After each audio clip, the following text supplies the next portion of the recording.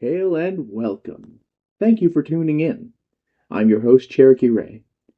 Tonight I'll be reading you some thrilling and chilling tales of woe and fright given to CentraLit by some very talented authors, who then pass them on to me to read for your spine-chilling pleasure. And now, without further ado, let's begin this terrifying journey into the unknown and unspeakable. This is Haunted Illinois.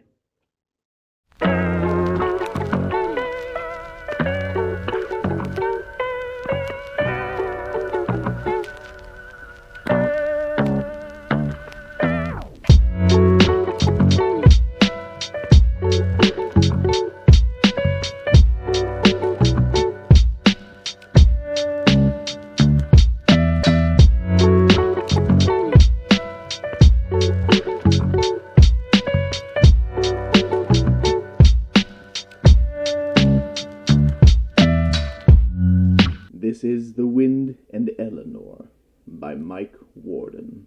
The wind howled around the house. Eleanor sat by her desk by the window and listened to the sounds it made. She often listened to it on blustery nights when she had tired of her books and her crossword puzzles. Her apartment was tucked away into the northwestern corner of the house, so she could hear its dark music, moving in the branches and walking among the rafters. It was a 3-story Victorian house, and once, she knew, it had belonged to a family with 10 children. She wondered if it had been a happy house then, full of love and laughter. She wondered what kind of lives the children had gone on to live. She had heard once, she had forgotten how, that the youngest daughter had slept in the room that was Eleanor's now. Or maybe she had dreamed it. But she wondered how the wind had sounded to that long-ago child. She wondered if she, too, had sat at this window and listened to its roaring. And she wondered into what words, what meanings, had the wind shaped its sounds for that long-ago child. The house had belonged to many owners since then. Someone had given it a name. St. Charles Place, as if it was a hotel instead of a boarding house. The name always made Eleanor think of the property on that board game. It had been a boarding house for years and years, and had been divided into 10 studio apartments. She had lived there for 7 years, ever since her mother had died. And she supposed that she would live there forever. No one knew her, and she knew none of the other tenants. They were only names on the mailboxes in the downstairs hall. They were strangers, single people, widows and widowers mostly, she guessed, when she had occasionally passed them on the stairs or seen them peep out of their cracked doors. They all lived quietly, secretly, oblivious to all else, as if each of them inhabited separate worlds, separate dreams. They came and went and left not a trace of themselves behind. Not a footstep, not an echo. Sometimes on other nights, always at night it seemed, she would hear the siren and look down at the street and see the red lights and know that one of them had died. She never knew which one, or what had happened. And she would never have asked, even if there had been someone to question. She only knew when she thought to look that a name on one of the mailboxes had been removed. She only knew that here was a token of the future, her future. Sometimes on those nights, when she sat by the window, listening to the wind whoop and howl as the hands of the clock moved past midnight and into the small hours, she would fall asleep, and the dream would come. And in the dream, she knew that the wind had chosen her, as if it was a sentient being that had seen in her a kindred soul.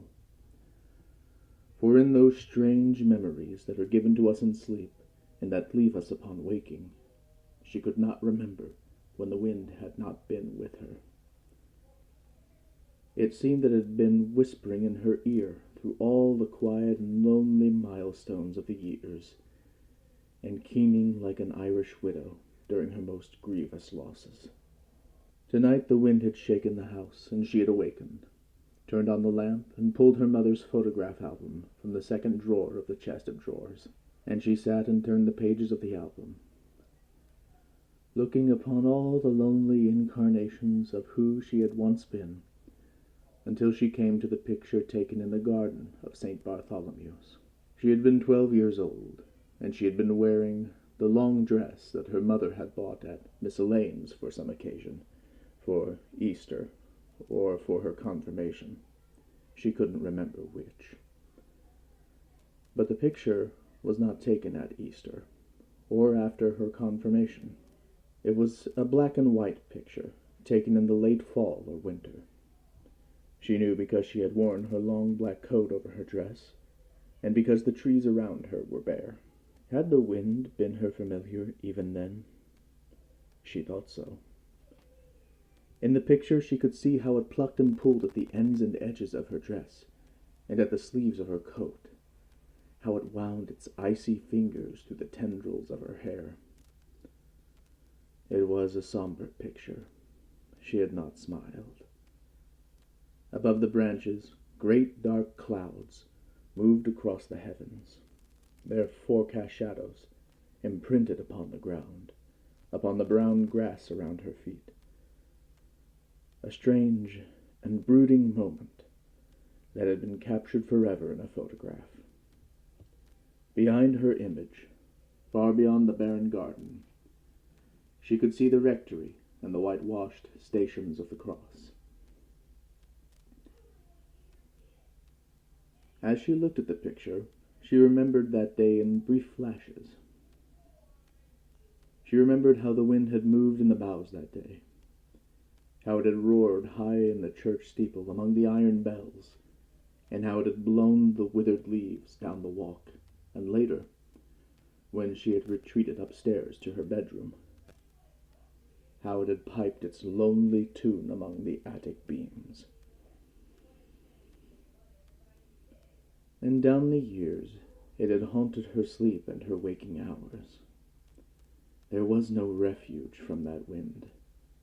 It had sounded through all the lonely, sleepless nights. It had insinuated itself into her being. It was a part of her now. It had come in by the channels of her ear, had woven itself among her bones and sinews, had inhabited her soul. It was a part of the past, and had accompanied her into the present. And it would blow forever, she knew, turning with the seasons of her life until the day when she knew no more. The wind sounded strange and powerful and mournful to her tonight. It sounded like a chorus in the darkness. She let her mind wander to indulge in a dark fancy. She thought about what kind of chorus might roar in the branches, might move along the eaves, might press its weight against the house and pucker the window glass. She let herself imagine a chorus of the house's dead tenants had come, a chorus of those who had been allowed just this once to come back, to come home to the place where they had lived, only to discover that they had been shut out of the house, shut out of living. And so they wandered along the walks and in the garden, gazing up at the windows and remembering light, recalling all that they had been, what they had loved and lost, or had longed for but had never possessed. And she had imagined that the roaring that she heard was those lost souls speaking as one, a collective sigh of the departed for all the years and years of longing expelled together all at once. That was The Wind and Eleanor. Next up we have Green Eyes by Skylar Neal. Welcome back, folks. That was Elmwood Error by the notorious former local band Sentinel. Many of you remember the trouble those boys caused around town, and Honestly, L.A. can keep 'em. Still, they knew how to bring some fire to the scene. It was nearly 20 years ago that they won Battle of the Bands and were discovered, and they haven't stopped since. Speaking of, I'm sure you're eager to hear the results of the latest round of this year's contest. Tomorrow night, the contenders will be Kanji Cannon and Something X. The winner will be decided by local judges and, of course, the audience. The winner will perform at the grand stage at the annual Halloween festival, in front of thousands of ghosts, ghouls, and goblins. Up next, we have... The garage was nothing special. Cracked cement floors and walls, covered with tattered posters of rock bands from the past 20 years. Garrett, Ryan, JB, and Alex unpacked plastic containers around the room, working around a van parked in the middle. "I can't believe they said our name on the radio," said the bass player while he set up his bass amp. "I still think Something X is a stupid name. What does it even mean, Garrett?" asked another boy, trying to tune his electric guitar over the thunder and random drum fills. Something X was Sentinel's first band name, Garrett explained, setting up the mic. "The name came from this time I bought a guitar at the music shop off Broadway. The owner mentioned the band used to hang out there and shared the name with me, so I just ran with it. It's better than Orphan Balloon." The boys' chuckles and banter were interrupted by a loud crack of thunder. "Are you sure we should practice with this storm going on?" "We don't have a choice. The show's tomorrow, and we can win if we keep at it. If it gets too bad, we'll pack it up. Just remember Rule 3. If something happens during a song, never stop playing. Recover and finish." "Which guitar are you using for the show, Ryan?" asked JB over the drum kit. "The red Gibson for sure," Ryan replied, miming an air guitar solo. "The one you got in town or your uncle's?" "My uncle's. He actually used to play with a few bands around here." "You guys ready? Let's start with Mama Monocle." Garrett raised his hand, switched on his microphone, and suddenly a blinding flash lit up the window. The shock jolted Garrett's entire body, cramping his hands and caused his eyes to burn. Ryan watched as Garrett's hazel eyes glazed over blue, and he collapsed against the car hood. "Hey, you okay?" Ryan asked. Garrett opened his eyes and tried to steady himself, but his trembling hands couldn't grasp the mic stand. The boys helped him to his room and called it a night. Later, Ryan mentioned the strange look in Garrett's eyes to the rest of the guys, but the others hadn't noticed. "Good morning, Seatown. Quick update on last night's gnarly storm. Multiple homes were damaged and several stores were broken into, though not much of value was stolen. It's spooky season, but let's keep it together, folks. Tonight is the Battle of the Bands. For those about to rock, we salute you here at KZ 96.4. "Are your hands okay, man? Can you even play tonight?" Ryan asked while packing up his guitar. And did you hear? The singer of Kanji Cannon's mom is going to be one of the judges. How's that fair?" "Not much we can do about it," Garrett said. "My hand will be fine." First up tonight, we have Something X. Remember, the judges will be watching for originality and performance. The packed cafe gave scattered applause as the band started. During the chorus, Garrett noticed a girl walking past the window. The sound of rain grew louder as she entered, and the wind brushed Garrett's face. He performed energetically, trying to stay focused, but his mind filled with static when he met the girl's glowing green eyes. He felt electric, dropping the microphone and grabbing the speaker for support. Ryan signaled the band to keep playing and took over the vocals. "Never stop playing." "You okay, man?" Ryan mouthed after the song. The cheering crowd seemed confused. Garrett nodded and began packing up, eager to clear the stage for the next band. "What happened out there?" Ryan asked. "No idea," Garrett said, shoving his hands in his hoodie pocket. I just blacked out. My hand cramped and everything went white. Thanks for stepping in. Rule number 3, Ryan replied, turning to watch Kanji Cannon take the stage. Despite trying to be respectful, it was clear the Kanji Cannon was out of tune, and everyone felt they were off on their timing. The crowd, except for a few classmates near the stage, was disinterested. But a middle-aged female judge smiled giddily as they played. The singer's mom. After the mess of mismatched notes ended, it was clear something X had won the crowd's favor. When the judges announced Kanji Cannon as the winner, a roar of boos erupted in the cramped cafe. "Are you sure you don't want to ride?" Ryan asked Garrett. "We could grab some of my dad's beer tonight." "I'll meet you there. Need to cool down after that," Garrett replied, rubbing his hand. He walked down Broadway towards Ryan's, the image of the girl's green eyes lingering. He decided to take a shortcut through the cemetery. He passed the graves, remembering his many visits here with Ryan, trying to find a good space to smoke and drink, until he reached the large bronze monument depicting a teenage girl holding a cello. Garrett had always dismissed the stories of the statue. Supposedly, if someone heard the cello playing at night, it meant trouble was near, and it served as a warning to stay away. The girl buried under the statue was said to have died tragically, but the details were murky at best.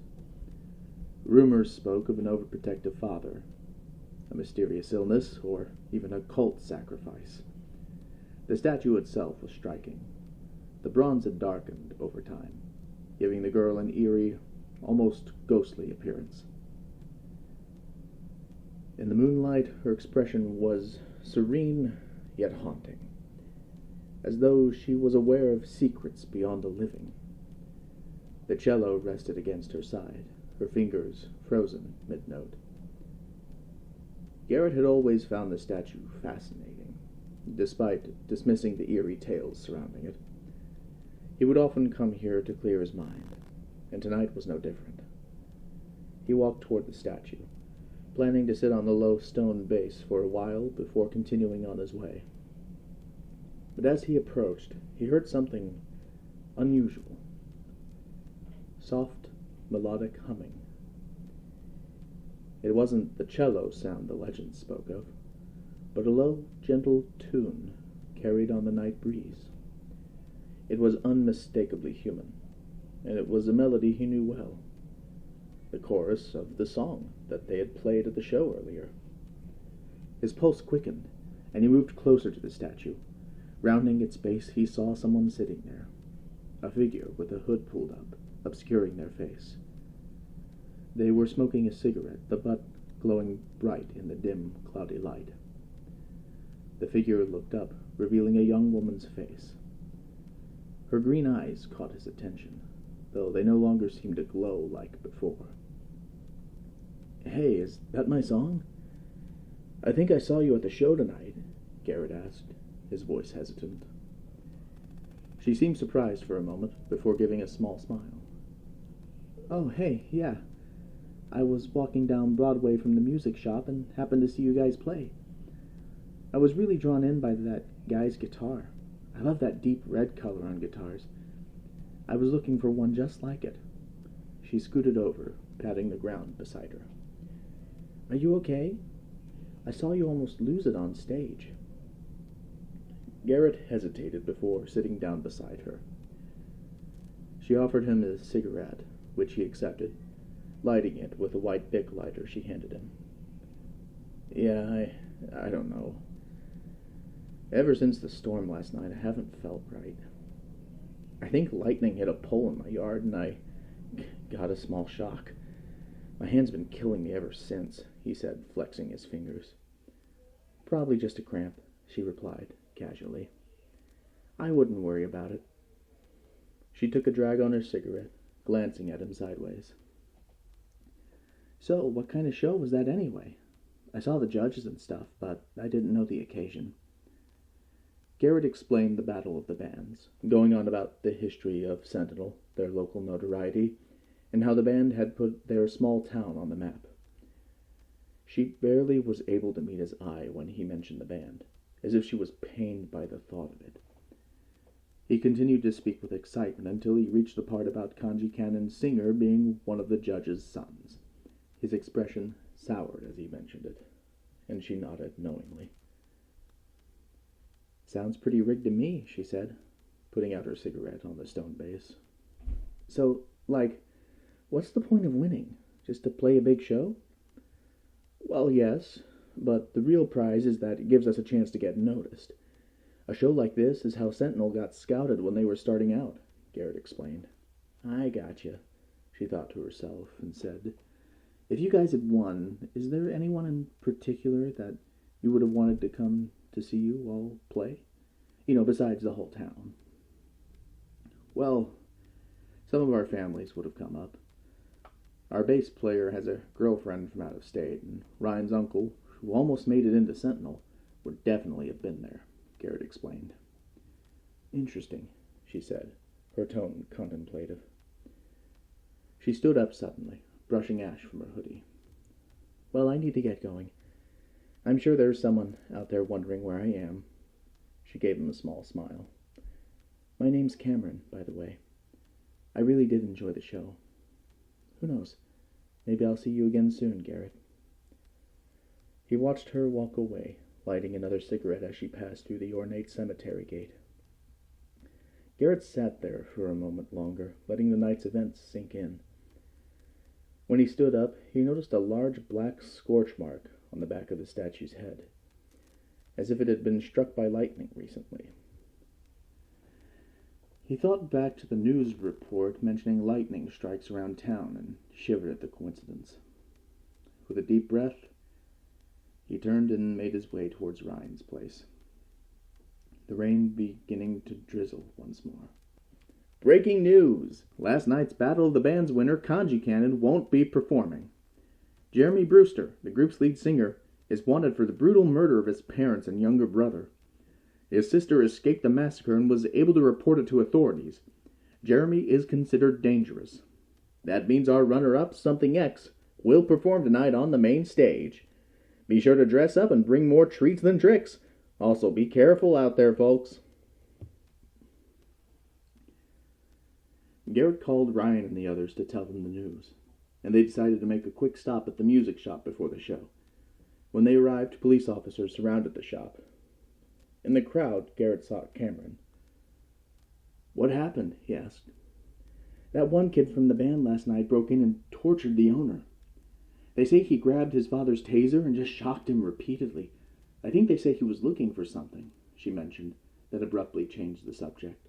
"So you're playing tonight, right?" Garrett nodded, though something felt off about her.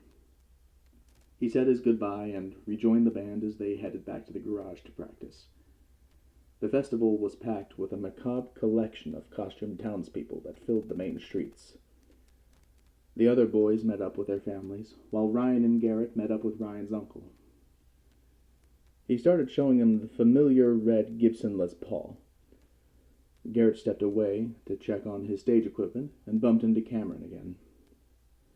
"Good luck tonight. Hey, is that who Ryan got the guitar from?" "Yeah, his uncle gave it to him a few years back. Why?" "I need you to hear me out. I recognized that guitar the same way I recognized him tonight. I knew he was in Sentinel. I knew them all. And Garrett, they were wild back then." She spoke in a rushed cadence. Garrett stood there blankly, trying to comprehend where this was coming from. What did she mean she knew them? "Did you know they even killed a girl once just as they started to get noticed? It was hushed up by their manager. The town eventually forgot all about it, but the girl's father made that statue in the cemetery before they shut him up. Ryan's uncle was a part of it, Garrett." Cameron paused and gave him a sincere look when the other guys in the band pulled him away. "I hope you guys have a great show," she waved before heading away from the crowd. The band started playing, the night crisp and the crowd excited. During the second song, Garrett's hand cramped, but he fought through it. When he turned back to face the crowd, he saw everyone had the same glowing green eyes as Cameron. He blinked and saw Jeremy, covered in blood, but not unlike most of the crowd, approaching the area where Ryan's uncle stood.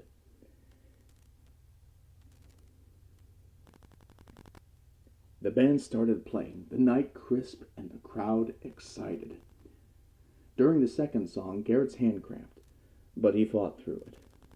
When he turned back to face the crowd, he saw everyone had the same glowing green eyes as Cameron.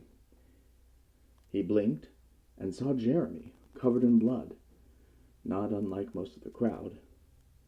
Jeremy approaching the area where Ryan's uncle stood. Garrett tried to shout, but the mic was suddenly dead, and Ryan immediately took over singing once more. Jeremy reached out, grabbed the man that was twice his size by the head, and squeezed the life out of him in seconds.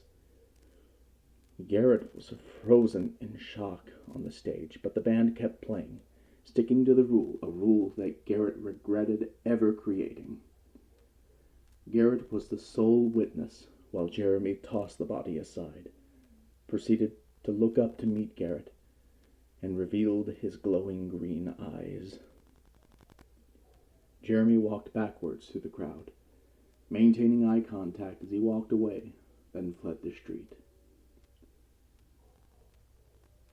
Garrett finished the set, trembling with each song. Afterwards, he ran from the stage, searching for Cameron. He found himself back at the cemetery, where a line of cigarettes spelled out, "Thank you," behind the statue. In the distance, he could swear he heard the low hum of a cello.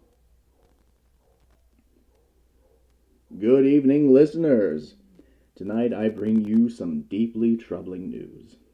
It is with a heavy heart that I must inform you that several members of the band Sentinel have been found dead in their homes across Los Angeles. All 5 past and present members were discovered with chilling notes describing a shadowy figure. A figure with glowing green eyes that had been haunting them for days before their brutal deaths. In one of the homes, a gruesome message was scrawled on the wall, written what appeared to be blood. Never stop playing. A few days later, the boys gathered in Garrett's garage for band practice. This time, a sense of loss clung in the air. Ryan remained silent for most of the night, lamenting the loss of his uncle. The amp crackled as Ryan plugged in his guitar, the familiar weight of it resting on his shoulder, the reminder of the loss. Garrett hadn't told him or anyone about Cameron and her relationship to the members of Sentinel. The others were chatting, trying to shake off their unease. Suddenly, Garrett's phone rang, the sharp sound cutting through the chatter, a number he didn't recognize, St. Louis area code. Curiosity piqued. He answered and put the phone on speaker. "Hello, is this Garrett?" the voice on the other end asked, gruff yet eager. "I happened to catch you guys at the Battle of the Bands last week. I loved your sound. I'd love to get you up here to St. Louis for a show. Think you could make it?" The boys exchanged surprised glances. Excitement slowly spread across their faces, masking the awkward dread that lingered in the room. This could be the break they'd been waiting for. Garrett rested his cramping hand on the amp and flexed his fingers slowly. The ache that had been bothering him for the past 5 days seemed to have vanished, replaced by a strange sense of calm. "We'd love to," Garrett said, his voice steady, almost distant. The others silently agreed, the tension seemingly lifting from the room. But as Garrett hung up, he noticed something, just a flicker in the corner of his vision. He turned his head sharply, but there was nothing there. He shook it off, attributing it to fatigue or stress. But deep down, an uneasy feeling gnawed at him, a feeling that something wasn't quite right. Outside the garage, unnoticed by the boys, the street lamp flickered, casting long shadows across the driveway. For a brief moment in the dim, erratic light, a figure seemed to linger. just at the edge of the yard. It was still, almost blending into the darkness, but two faint green glimmers caught the light before vanishing completely. The night air grew colder, and Garrett shivered, his hand cramping once more.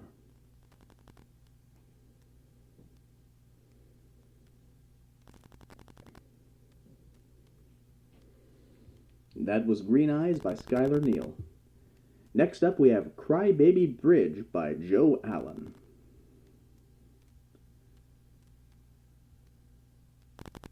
Small rocks crunch beneath Ramona Estrada's new sneakers as her feet pound the old country road. Her breath comes shallow and rhythmic as her long dark ponytail bounces behind her head. She can feel the heat rising to her cheeks as she jogs.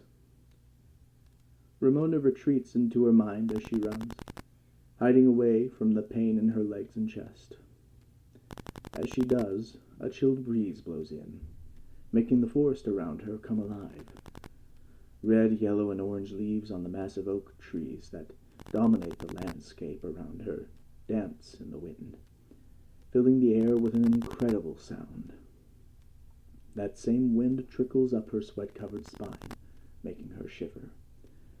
Ramona ignores it. Instead, she keeps running, pushing her muscles to endure more of her heated exercise.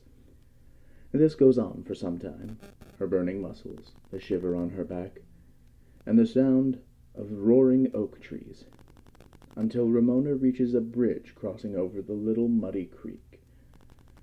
There she slows, then rests. Kneeling over the metal railing of the graffiti-covered bridge, Ramona pants loudly, almost uncontrollably. Never has she reached this far on her evening runs, and she's been running most of the year. A smile plays at her lips as the sweat drips from the tip of her nose and drops to the murky water below. She felt accomplished.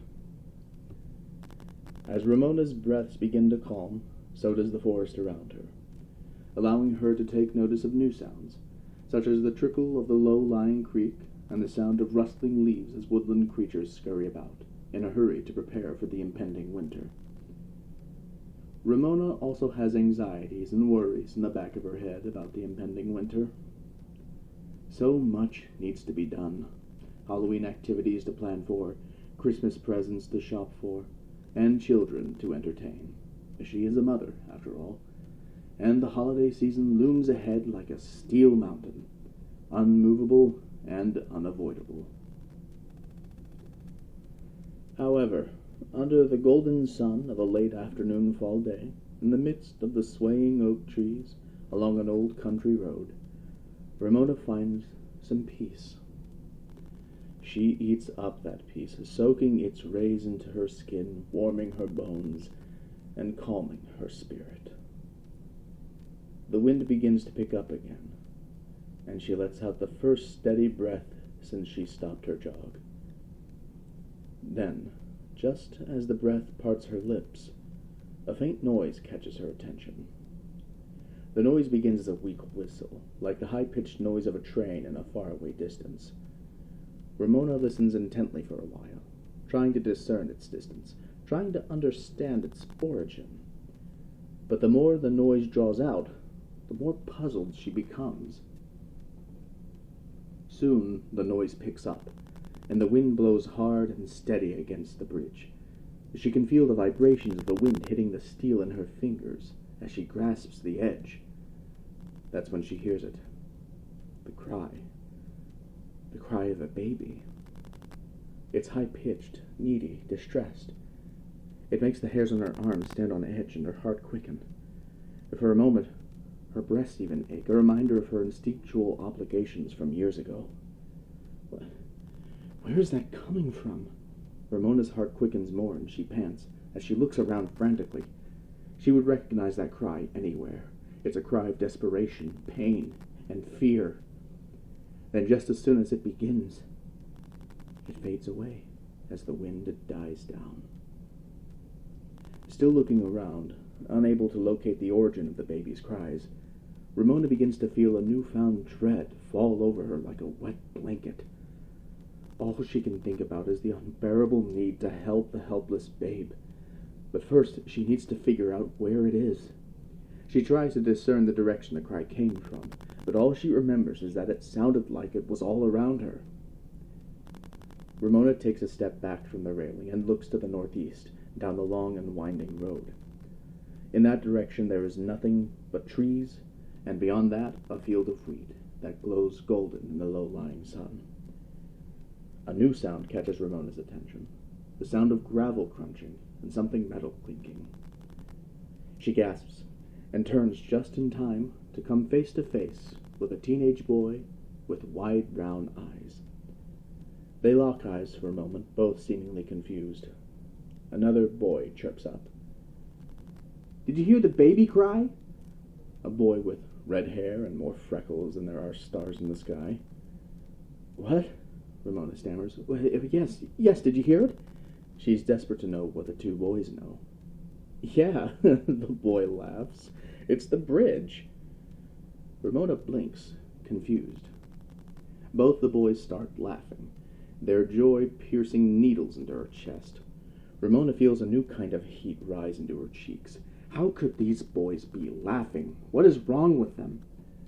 And just as soon as the anger and frustration begins to rise, it falls again, as Ramona realizes what they are talking about. It is the bridge. "Crybaby bridge," Ramona whispers. A common occurrence. When the wind hits a bridge just right, it sounds like a baby crying. It's the source of many cultures' urban legends. Ramona just hadn't ever bared witness to it before. "Yeah, did you believe it?" the first boy laughs. Ramona gives the boys the best stink eye she can muster. However, they seem unfazed, only amused by her gullibility. "Cry, baby," they yell and laugh in unison right before they run off down the road. Cry, baby." Ramona watches as they leave, feeling like a poor little bullied schoolgirl. She brushes it off with a roll of her eyes. The boys run off to the southwest, the direction towards home, where the sky is beginning to darken as the day ends. She decides to stay a bit longer to give time for the boys to gain some distance. God knows she does not want to talk to them again. Returning to the rail, Ramona leans once again on the graffiti-covered railing. For the first time, she pays attention to what it says. "Crybaby bridge, hear its wails. A mother seeks, a mother leaps. This is where the crybaby weeps. Fear the mother who seeks." It's entirely a stupid poem, clearly written by youth. Possibly the youth she just encountered, but it still leaves a haunted feeling in the air after Ramona reads it. A mother seeks, a mother leaps. They must be referring to the story of a mother who leaped over the bridge with her baby, one of the many versions of the Crybaby Bridge legend. Ramona closes her eyes for a moment in an attempt to calm her mind, her heart still racing from the surreal experience. Then it cries again. Ramona gasps. The cry sounds so real. She listens for a moment, willing for it to stop, but it doesn't. The wails pick up, more desperate and needy. Ramona's heart beats hard against her ribcage. She opens her eyes and looks at the treetops, trying to distract herself from the unbearable need to save the helpless child. She stares for a moment. Distracted by the cries, she does not realize something is amiss right away. But the longer she stares, the more it begins to dawn on her. The trees do not sway. The crying stops abruptly, like someone pulled the plug on a radio. Or worse, the wet blanket of dread returns again, this time draping over her head and shoulders, weighing heavily on the top of her head. Oh God, there's no wind. Without a moment's thought, Ramona's legs spring into action, almost as if they had minds of their own. She runs the length of the little bridge and leaps over the edge just as the ground rises high enough to land safely. Making her way down into the creek, Ramona looks around frantically. The babe has to be down here. It's the only explanation. At first sight, there's nothing there. Just a muddy flow of creek water, some big rocks and dead foliage. If Ramona was in her right mind, perhaps she would have noticed that there was no wildlife under the bridge. Not even a sapling or snake, no bird nor toad. But she does not. Instead, she wanders deeper under the bridge, where deep shadows are cast over the water and the air grows cooler. Despite her brand new sneakers, Ramona steps into the ankle-deep water and makes her way into the dark, her feet sinking into soft mud. A few steps into the void, a silence falls. A silence like Ramona has never experienced before. She was told if one were to experience total silence, they would then hear their own blood flow in their veins. She did not hear even that. She opens her mouth but is reluctant to call out. She did not imagine her voice being the only noise to occupy the space would be welcomed by whatever is down here. Because there is something down here. She may not be able to hear it, but she could feel it. And it does not make her feel welcome. A few more steps in, and Ramona realizes that the water around her feet makes a deafening noise, giving her the courage to speak out. "Hello?" She speaks out desperately, but there's no response. She travels deeper into the abyss. "Hello? Hello?" Her voice echoes back at her. It startles her, hearing her voice echo back at herself. Ramona gasps and jumps. When she settles again, she stands poised and ready, like a startled deer, just before it catches sight of a predator. It's just an echo, she tells herself. Looking into the dark, Ramona sees looming shadows from the rocks, small dead trees growing from those rocks, reaching out to her with dead, bony fingers. "Hello?" She tries again. "Hello," her voice whispers back at her. Ramona blinks. That was not an echo, just merely a whisper back at her in the wind. Except there is no wind. The color drains from Ramona's face when she realizes the meaning of the last part of the poem. It's a trap. Ramona turns, ready to run. She has not caught sight of a predator yet, like the deer would have, but she senses its presence, and that's enough. Her legs spring into action, but are slowed by the deep mud. She yanks hard at them, willing herself to move faster, but her right foot slips from the shoe, then the left. Just as she loses them both, the dead finger branches reach from the dark, wrapping around her shoulders gently, tickling her bare skin. She moves her body away as fast as she can, but the mud around her feet holds her like drying cement. The branches wrap around her neck, reaching around her carefully as Ramona struggles to free her foot from the cement-like mud. Her gasps of fear grow more and more desperate. She pulls her foot free just as the finger branches wrap completely around her soft neck. She propels herself forward in fear, and like a frightened rabbit in a noose trap, the finger branches tighten, and she falls back, her gasps and sobs cutting short as the wind is taken from her throat. When she falls, the poor mother's cries are even further drowned out by the mud and water which envelops her face. Ramona is engulfed into the landscape, taken with merely a whisper and a small sob, barely audible for anyone to hear if they had been close. Except no one was close. The boys were long gone, on their way home as the sun set upon the horizon. No cars came down the road, no tractors in the fields, no hunters in the woods, just silence as night fell and Ramona was no more. Years later, when the graffiti on the bridge faded and the forest grew smaller and the fields larger, after the children were grown and the creek became sour, a story was told of a crybaby and a mother who sought it, how their souls haunted the bridge. Many speculated how the spirits had reached that destination. Some say it was a murder, others say a suicide. No matter the circumstances, it's always tragic, a poor demise. It is a mystery left unsolved, a speculative legend.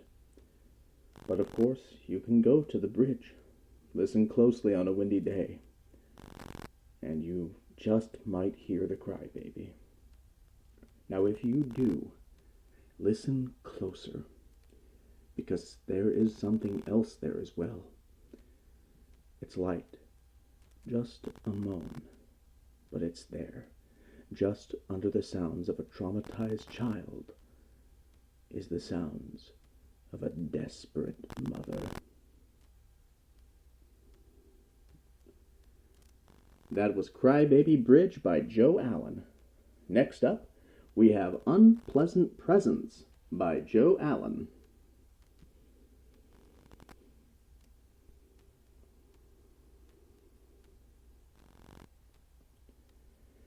As the moon dips beyond the horizon and the earth is engulfed in the pitch of night, a woman sleeps, buried under mounds of quilts and blankets. Her light, slow, rhythmic breaths are the only sound heard throughout the long hallways and dark rooms. With each breath, the breeze wafts in and out through an open window, sucking the long white curtains in gently, then blowing them back out, almost as if the house itself is breathing. The house inhales a chilly breath, making the woman shiver from under her covers. Suddenly, just as the house breathes back out again, another sound joins the symphony. A low and delicate sound, enchanting but haunting, rings out from a closet ajar. Buried under many objects in the closet, a music box plays its tune. The teeth within the music box pluck against metal pins, producing a distant and fantastical sound. Greta Caswell stirs in her sleep, disturbed by the sudden foreign music. She moans slightly and buries her face deep under the covers. A cold breeze wafts from the window and nips her nose. Then, just as Greta opens her eyes, the music stops. Everything is quiet now. Even the breeze has died down. She lays there for a moment, trying to get her bearings. Everything is so dark, she barely sees the outline of her furniture. However, the moonlight glints off the cotton of her white curtains, making them look like a pair of ghosts in the night. A light breeze picks up again, making the ghosts dance ominously. Greta sits up slowly, watching them. With a shiver, she gets to her feet to close the window. Approaching it, she looks out at her vacant backyard. Not even a tree is in sight, only the dark shadows of corn. Greta can't help but wonder what woke her. The music from the closet seems like a distant dream. Shrugging it off, she reaches up and slams the window shut. The house's breath stops short, and the dancing ghosts fall flat against the window. The silence that follows is almost deafening. There is something eerie about it, like the silence was created artificially. Just as it becomes unbearable, the sound of a long and low whines from the closet door. From the corner of her eye, Greta watches as the door lurches forward, slowly, leaving a dark and gaping hole. Her breath catches in her throat, and her heart quickens. Unable to move, Greta urges herself to look away. With great strain, she succeeds and focuses her attention on the backyard. She watches as the corn sways in the wind, like long and crooked fingers reaching for the sky. The sound of footsteps on the creaky wood floor approaches from the closet, and sweat begins to bead on her forehead. She still does not dare look. Soon, a low moan begins, like an angry cat. Greta shuts her eyes tight and clenches her fists, urging the visitor from the closet to leave. She knows if she does not acknowledge it, it will leave. But every nerve in her body tells her to run. The nerves burn her skin, and she lets out a shaky breath as the visitor steps closer behind her, making the hairs on the back of her head stand up.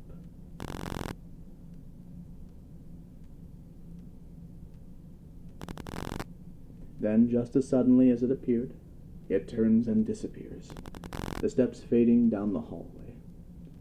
Silence returns, this time accompanied by the comforting hums of the household appliances and the clicking of a wall clock. Greta lets out a shaky breath. She can't wait for morning. Morning comes, and with it the relief of daylight. Upbeat and rhythmic music fills the air, making Greta joyfully hum to the beat. Today is the day she finally rids her home of the unwanted visitor. As she listens and hums, she stretches out a piece of pink wrapping paper. Her fingers run along the creases of the glossy paper as she wraps it around a large box. Then, with a precision that can only be gained by experience, she tapes it down with only a single piece of tape. Greta then reaches for a handmade gold bow and lays it atop the single piece of Scotch tape. Looking proudly down at her work, Greta smiles. Gift wrapping has always been a happy little hobby for her, and in the last year it has become a supplemental income. She loves how you can take any old junk and wrap it up in beautiful and intricate designs, making it feel new again.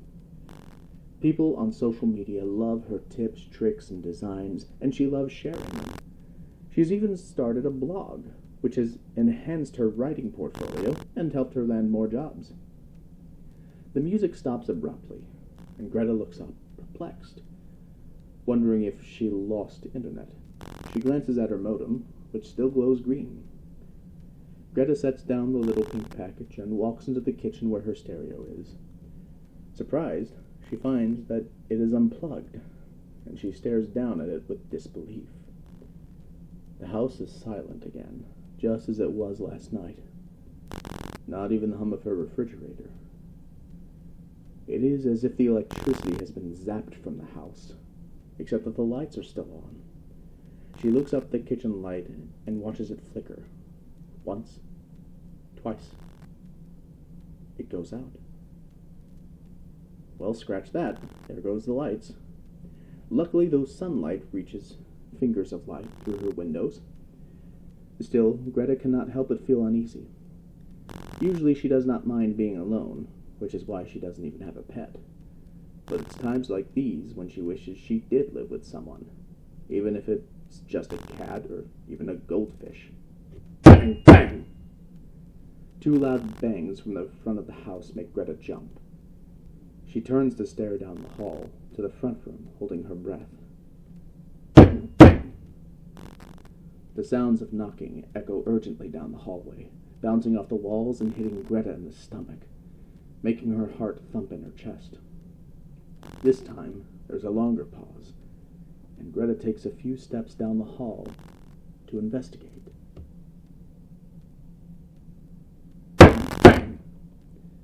Just as she makes it halfway down the hallway, realization dawns, and Greta's eyes light up. Someone is at the door. With a sigh of relief, Greta picks up her pace and walks to the front door. Just as she reaches for the doorknob, the lights flicker back on, and the house returns to its usual hum. Greta Caswell, a man with a long white beard and wrinkles etched into his features, asks when Greta opens the door. The man is wearing brown overalls and a white discolored shirt underneath. He holds a black case in his right hand and a flashlight in his left. "Yes, that's me," she nods. "I'm here for the home inspection." It sounds almost like a question. Almost as if he is unsure if he is in the right place or not. Greta's eyes light up. "Yes." She steps back to let him into her home. "Sorry, I wasn't expecting you so soon." The man nods. "Sorry, am I intruding?" "No, not at all," she smiles, delighted that he is finally here. The man takes a step inside and looks around the small but cozy living area. He sets down his black case and holds a hand out to Greta. "The name's Ozzy." His blue eyes twinkle when he introduces himself. Greta takes his calloused hand in her softer one. "Nice to meet you." Ozzy drops her hand and begins peeking around the house, looking at the ceiling and walls. "I'm guessing your home was built in the 50s? He asks. "Yes. How'd you know?"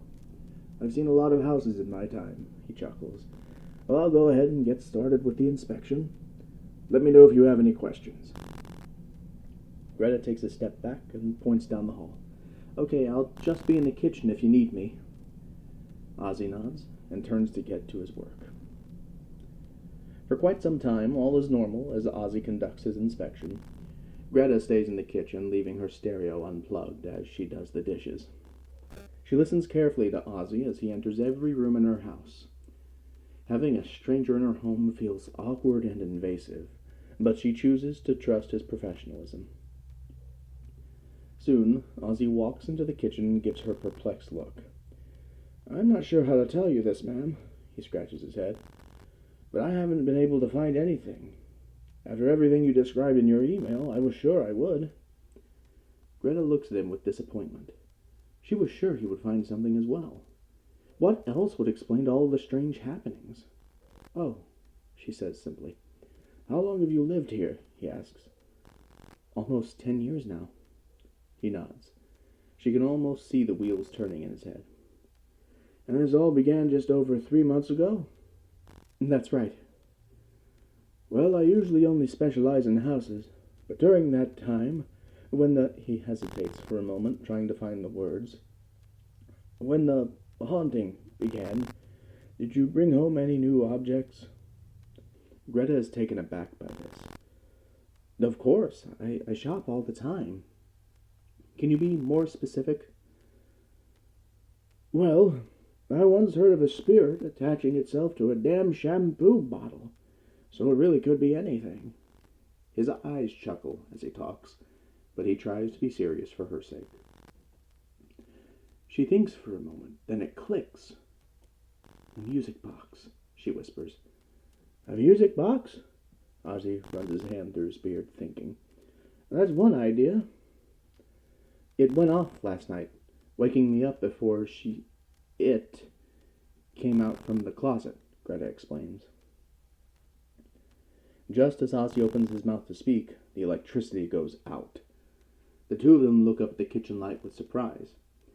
Within moments, the room grows cold, and the natural sunlight fades a bit, almost as if a dark cloud covers it up. But as far as Greta knows, the skies are clear. Oh, well, that's definitely gotta be it, Ozzy chuckles nervously. Greta, however, does not think this is a laughing matter. She knows we're talking about her, she warns in a low voice. Her heart beats like a rabbit's foot in her ears. Where is the music box? Ozzy asks.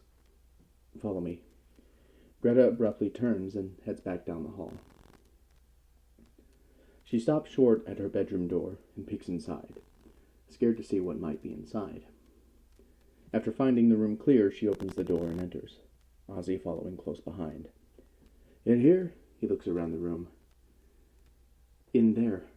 Greta points to her closet door, which is still wide open from the previous night. The closet is a dark, gaping hole, and Greta hesitates to enter it. Ozzy raises his flashlight.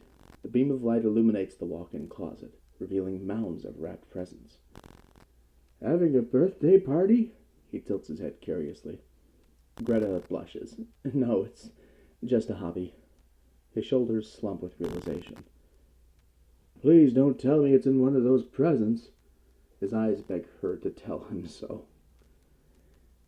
She gulps down a lump in her throat. It is. Do you remember which one? He looks like he's about to lose himself. Nope. A loud bang rings out from behind them like the back door slamming closed. They jump and Ozzy curses out loud. The pair give each other a desperate look, just as something comes running down the hallway, footsteps hitting the hardwood floors hard and fast. With urgency and fear, Greta turns and slams her bedroom door. Ozzy jumps on it and holds it closed as something on the other side begins banging on it with such force and violence that it makes the room shake. Find it! Ozzy's eyes practically bulge out from his head as he screams at her. Greta jumps into action, diving for the closet as a scream so feral and primal it turns her insides to mush rings out from outside the bedroom door. She reaches into the closet and grabs at a handful of presents, ripping them apart with shaky hands. She opens the first present. It's only a slinky, Another, some socks. Another, a roll of toilet paper. The screams intensify, and Ozzy lets out one of his own deep and horrified screams. Hurry! She can hear his fear. Fuck this. Greta takes a large armful of the presents and throws them from the closet and onto the bedroom floor, and in a panic she begins stomping on them. Knowing the music box will be a harder object, she ignores the presents that give out from under her feet and quickly investigates the ones that do not. With each footfall, tears well up in her eyes. Despite the urgency of the situation, she cannot help but feel an overwhelming sense of loss for her magnificent creations. A low rumbling sound begins as the visitor on the other side of the door growls low and menacingly. Again it reminds Greta of an angry cat, but this time the growl is deeper and more urgent. Seconds that feel like minutes pass, and finally Greta's foot stomps down on a hard object that rings out as her foot makes contact. Falling to her hands and knees, she rushes to pull back the green wrapping paper. She holds up the gold-plated music box with both hands, and just as she is about to throw it against her wall, the lid pops open, revealing a dancing fairy. The enchantingly haunted music rings out, and the house goes quiet. The visitor stops trying to break down the door, and the walls stop shaking. Ozzy and Greta look at the box with dumbfoundment and amazement. The song rings out mesmerizingly, casting a spell on them both. Greta blinks, recognizing the music from her dreams. Then, just before the music comes to an end, it is cut short as Greta smashes it hard against the wall, breaking it into bits and pieces, and putting an end to her 3-month-long nightmare. Later that evening, when the sun sets on the horizon, and the world is engulfed in the pitch of night once more, Greta makes her way back to bed. The hum of the household fills the air with a sense of liveliness this time. The windows are closed and sealed, and the closet door shut. The heat kicks on as Greta wraps herself up in her blankets, making the two ghosts at her window dance once more. She watches them as she drifts into a peaceful and uninterrupted slumber, where a beautiful and a haunting song plays in her dreams.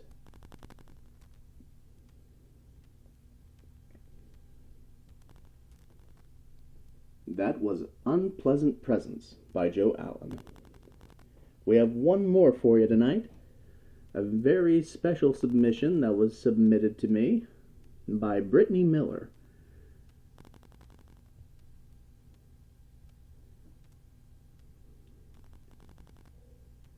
Here we have Sticky-Goo by Brittani Miller.